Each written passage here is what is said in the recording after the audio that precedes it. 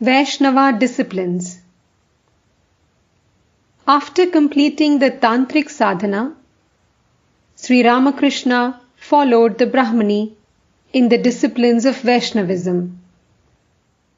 The Vaishnavas are worshippers of Vishnu, the all-pervading, the Supreme God, who is also known as Hari and Narayan. Of Vishnu's various incarnations, the two with the largest number of followers are Rama and Krishna. Vaishnavism is exclusively a religion of bhakti. Bhakti is intense love of God, attachment to Him alone. It is of the nature of bliss and bestows upon the lover immortality and liberation. God, according to Vaishnavism, cannot be realized through logic or reason. And without bhakti, all penances, austerities, and rites are futile. Man cannot realize God by self-exertion alone. For the vision of God, His grace is absolutely necessary. And this grace is felt by the pure of heart. The mind is to be purified through bhakti. The pure mind then remains forever immersed in the ecstasy of God vision. It is the cultivation of this divine love that is the chief concern of the Vaishnava religion.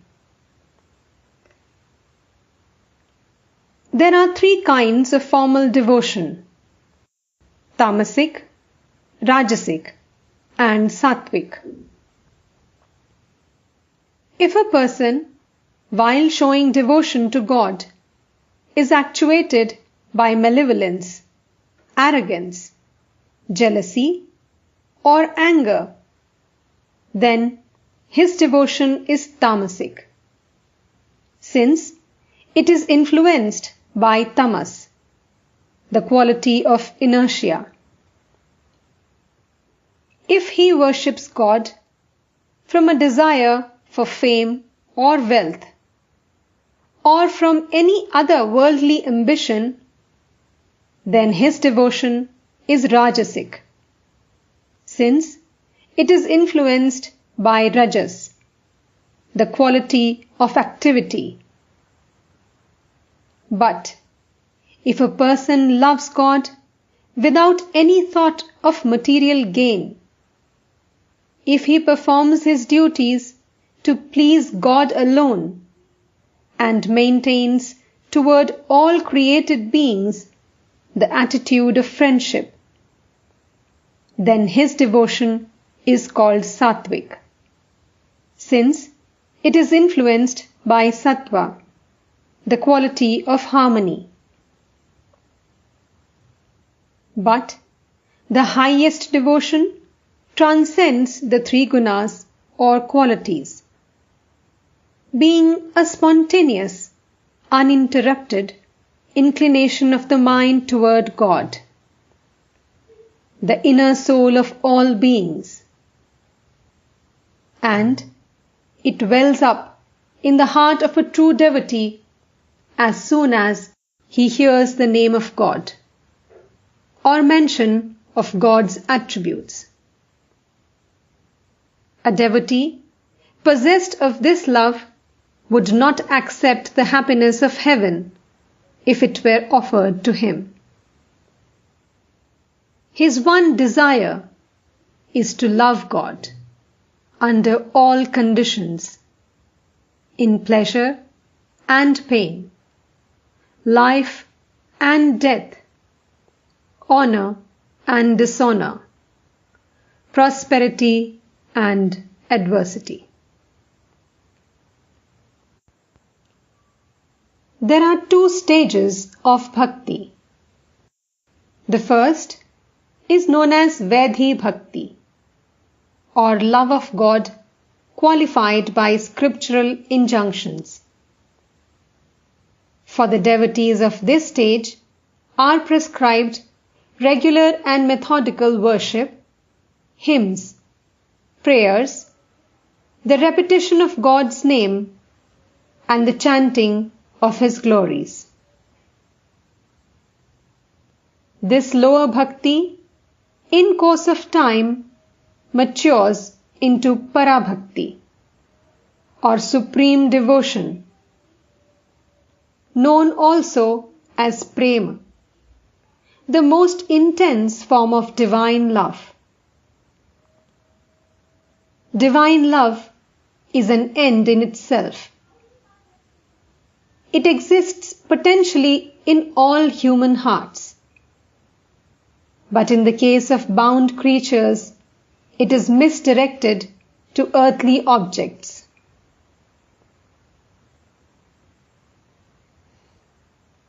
To develop the devotee's love for God, Vaishnavism humanizes God. God is to be regarded as the devotee's parent, master, friend, child, husband, or sweetheart, each succeeding relationship representing an intensification of love. These bhavas, or attitudes towards God, are known as Shanta, Dasya, Sakhya, Vatsalya, and Madhur. The rishis of the Vedas, Hanuman, the cowherd boys of Vrindavan, Rama's mother Kaushalya, and Radhika, Krishna's sweetheart, exhibited respectively the most perfect examples of these forms. In the ascending scale, the glories of God are gradually forgotten, and the devotee realizes more and more the intimacy of divine communion. Finally, he regards himself as the mistress of his beloved, and no artificial barrier remains to separate him from his ideal. No social or moral obligation can bind to the earth his soaring spirit. He experiences perfect union with the Godhead. Unlike the Vedantist, who strives to transcend all varieties of the subject-object relationship, a devotee of the Vaishnava path wishes to retain both his own individuality and the personality of God. To him, God is not an intangible absolute, but the Purushottama, the Supreme Person.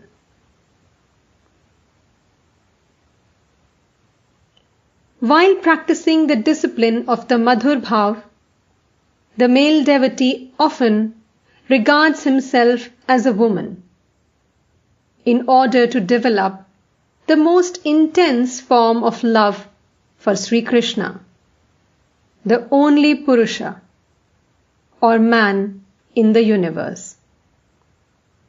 This assumption of the attitude of the opposite sex has a deep psychological significance. It is a matter of common experience that an idea may be cultivated to such an intense degree that the idea, alien to it, is driven from the mind.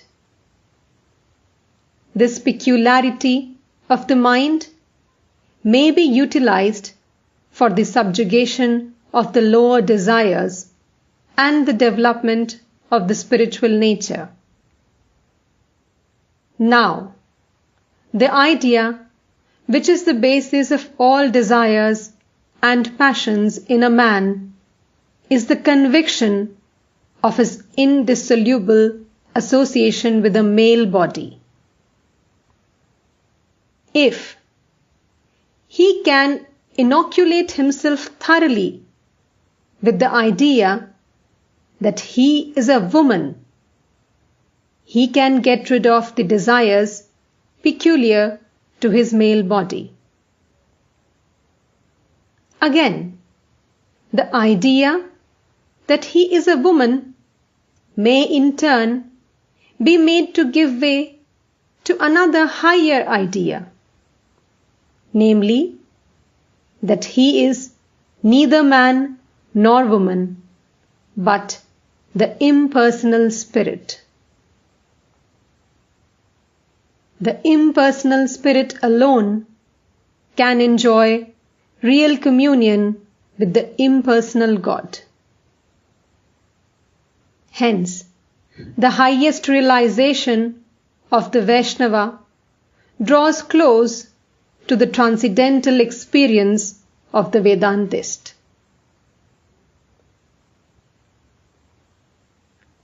A beautiful expression of the Vaishnava worship of God through love is to be found in the Vrindavan episode of the Bhagavata. The Gopis or milkmaids of Vrindavan regarded the 6-year-old Krishna as their beloved. They sought no personal gain or happiness from this love. They surrendered to Krishna their bodies, minds, and souls.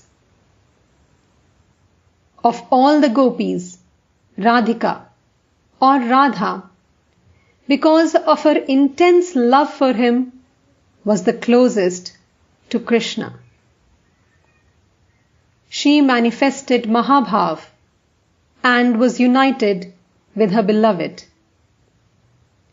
This union represents, through sensuous language, a super-sensuous experience.